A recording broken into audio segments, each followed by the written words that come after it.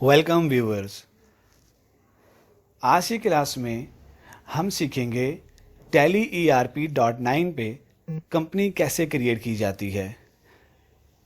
In previous lectures हम ये discuss कर चुके हैं एंटरप्राइज रिसोर्स प्लानिंग टूल्स में हमारे पास जो स्मॉल एंड मीडियम एंटरप्राइजेज के लिए जो सबसे बेस्ट अकाउंटिंग सॉफ्टवेयर है वो है टैली ERP.9। तो आज की क्लास में हम सीखेंगे टैली ERP.9 पे एक न्यू कंपनी कैसे क्रिएट की जाती है। तो ये आपके सामने जो स्क्रीन आ रही है ये गेटवे ऑफ टैली की स्क्रीन है। तो इसमें सबसे पहले हम जाएंगे शट द कंपनी की ऑप्शन पे जो राइट टॉप पे थी। उसके बाद हम यहाँ से सिलेक्ट करेंगे क्रिएट द कंपनी, इसे एंटर करेंगे और हमारे पास एक ऑप्शन आ जाएगी, एक स्क्रीन आ जाएगी जिसमें हम कंपनी क्रिएट करेंगे। सबसे पहले name of the company, for example हमारी जो कंपनी जिसे हम क्रिएट करना चाह रहे हैं, फॉर एग्जांपल उसका नाम है अल्फा एंड को। इसके बाद एंटर प्रेस करेंगे, हमारे पास नेक्स्ट ऑप्शन आ जाएगी प्राइमरी मेलिंग डिटेल्स। कंपनी की जो मेलिंग डिटेल्स हैं वो हम इसमें एंटर करेंगे। मेलिंग नेम यूजुअली वही होगा जो हमारा कंपनी का नाम है। उसके बाद एड्रेस हमारे पास आ जाएगा, जो कंपनी का एड्रेस होगा उसमें हम एंटर करेंगे कंपनी जहां लाया करती है जो कंपनी का एड्रेस है। फॉर एग्जांपल हमारे पास है जी दिल्ली जोन, दिल्ली, इंडिया। इसके बाद एंटर प्रेस करके नेक्स्ट स्टेप पे आएंगे, हमारे पास ऑप्शन आ रही है कंट्री। फॉर वर्ल्ड वाइड हमारे पास जो हमारा सॉफ्टवेयर है ये पूरी दुनिया में ऑपरेट होता है। आपकी कंपनी जिस कंट्री में ऑपरेट कर रही है हम उसे सिलेक्ट करेंगे। For example India, Pakistan, Bangladesh, जहां आपकी कंपनी ऑपरेट हो रही है हम उस कंट्री को सिलेक्ट कर लेंगे। फॉर एग्जांपल हमारा इस टाइम पे जो कंट्री है वो इंडिया है, एंटर करें।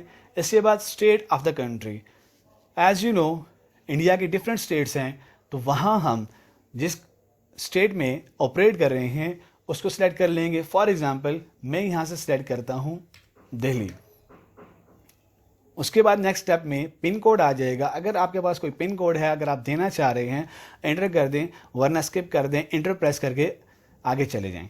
फ़ोन नंबर, कॉन्टैक्ट डिटेल में जो कंपनी का फ़ोन नंबर होगा वो हम इसमें एंटर कर देंगे। फॉर एग्जांपल हमारा ये फ़ोन नंबर है। इसके बाद मोबाइल नंबर अगर देना चाहें तो मोबाइल नंबर भी दे सकते हैं, मोबाइल नंबर भी एंटर करें। मोबाइल नंबर एंटर करने के बाद हमारे पास फैक्स नंबर हमारे पास अगर है तो हम एंटर कर दें, वरना स्किप कर दें। ईमेल एड्रेस, कंपनी का जो भी ईमेल एड्रेस है, फॉर एग्जांपल हमारी कंपनी का जो एड्रेस है वो है alpha@gmail.com, एंटर। उसके बाद हमारे पास वेबसाइट, अगर हमारी कंपनी की कोई वेबसाइट है तो हम उसमें एंटर कर दें वेबसाइट। फॉर एग्जांपल हमारी कंपनी की जो वेबसाइट है वो है अल्फा एंड को, alpha.com। देन इसके बाद हमारे पास जो सबसे इम्पॉर्टेंट पॉइंट है ड्यूरिंग द कंपनी क्रिएशन वो है books and financial year details. Financial year begin from, आपकी कंपनी की जो बुक्स हैं और जो फाइनेंशियल ईयर है वो कब से कब तक का है। फॉर एग्जांपल हमारी कंपनी का जो फाइनेंशियल ईयर है वो है 1 अप्रैल 2017।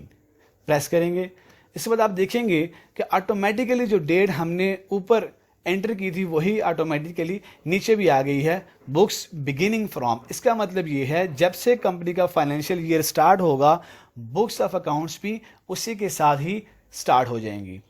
देन इसके बाद हमारे पास आ जाएगा security controls. As you know passwords, अगर सेंसिटिव डेटा को हमने अगर प्रोटेक्ट करना है तो इसके लिए हमारे पास टैली में जो फीचर है वो है पासवर्ड्स का। तो हम यहाँ पर पासवर्ड भी दे सकते हैं।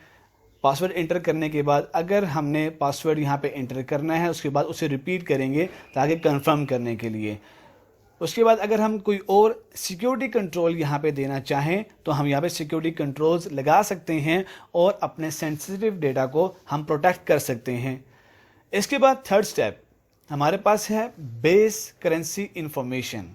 बेस करेंसी इंफॉर्मेशन हमारे पास हमारी करेंसी का नाम क्या होगा, हमारी करेंसी का सिंबल क्या होगा, बाकी जो डिटेल हैं वो देख लेते हैं। फॉर एग्जांपल सबसे पहला स्टेप है वो है बेस करेंसी सिंबल।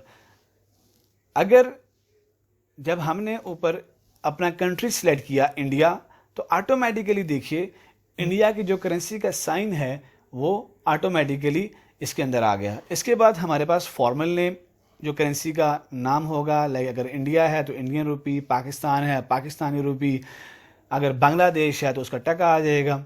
जो भी जिस मुल्क का आपका कंट्री है जहाँ पे आप ऑपरेट कर रहे हैं उसका करेंसी सिंबल। उसके बाद suffix symbol to amount.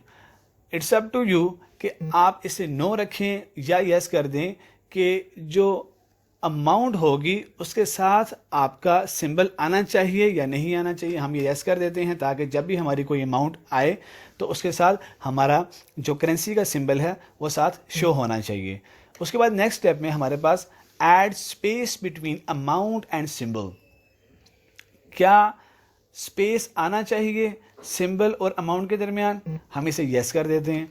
Show amount in millions. Next step में हमारे पास ये पूछ रहा है कि क्या जो सॉफ्टवेयर के अंदर जो कैलकुलेशन होगी, जो फाइनेंशियल्स प्रिपेयर होंगी, वो जो अमाउंट्स हैं वो मिलियंस में शो होनी चाहिए। हम इसे यहाँ पे नो रखते हैं। नो रखने की वजह ये है कि हमारी जो कंपनी है वो स्मॉल एंड मीडियम एंटरप्राइज है। अगर हमने इसे मिलियन में रखना है तो इसके लिए हमारी कंपनी लार्ज साइज होनी चाहिए, जिसमें हमारे पास फाइनेंशियल ट्रांजैक्शन लार्ज अमाउंट की हो, हैवी अमाउंट की हो, जिसको हम मिलियंस में देखना चाहें। इसके बाद हम एंटर करेंगे, हमारे पास ऑप्शन आ रही है नंबर ऑफ डेसिमल प्लेसेस। तो इसे नॉर्मली हम 2 डेसिमल प्लेसेस तक ही रखते हैं फॉर राउंडिंग ऑफ। और उसके बाद word representing amount after decimal. अगर हमारी कोई अमाउंट डेसिमल प्लेसेस में जा रही है तो हमारी जो करेंसी है इसकी जो लोएस्ट सिंबल है वो हमारे पास है पैसा। देन उसके बाद number of decimal places for amount in words. तो ये ऑप्शन जो हमने ऊपर 2 डेसिमल प्लेसेस रखी है इसे हम 2 डेसिमल प्लेसेस तक ही रखेंगे। इसके बाद आपके पास आ जाएगी एक्सेप्ट की ऑप्शन। आपने अगर इसे एक्सेप्ट करना है, हमारा जो कंपनी क्रिएशन का जो प्रोसेस है वो यहाँ पे कंप्लीट हो गया है। अब हम इसे एक्सेप्ट करेंगे, एंटर की प्रेस करेंगे। आफ्टर एंटर की हम जब प्रेस करेंगे तो ये कंपनी एक्सेप्ट कर देगा और ये कंपनी क्रिएट हो जाएगी। ये आपके सामने गेटवे ऑफ टैली की स्क्रीन आ गई है। ये था हमारा एक कंप्लीट लेक्चर जिसमें हमने ये सीखा कि कंपनी कैसे क्रिएट की जाती है टैली ERP सॉफ्टवेयर पे। Thank you for watching. अगर आपको कोई क्वेश्चन हो तो आप कमेंट बॉक्स में कमेंट कर सकते हैं।